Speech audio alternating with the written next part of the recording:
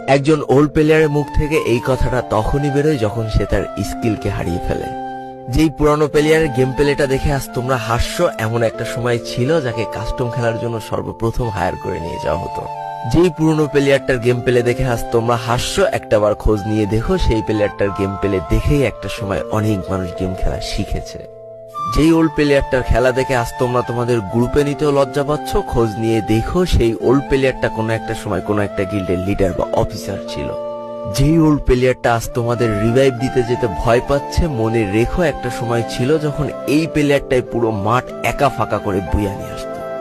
যেই নতুন প্লেয়ারগুলো শুধুমাত্র ডাইনামিক ডুয়োর সাথে গেম খেলার জন্য সারা রাত জাগো, তোমরা মনে রেখো যারা ওল্ড প্লেয়ার ছিল তারা সারা রাত খালি ট্রেনিং পিটাতো নিজেদের স্কিল ভালো করার জন্য।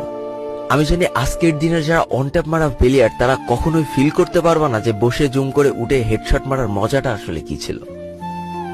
আমি জানি যেসব ওল্ড প্লেয়াররা এই গেমের থেকে হারিয়ে গিয়েছে তারা এই গেমটাকে আজও ভালোবাসে।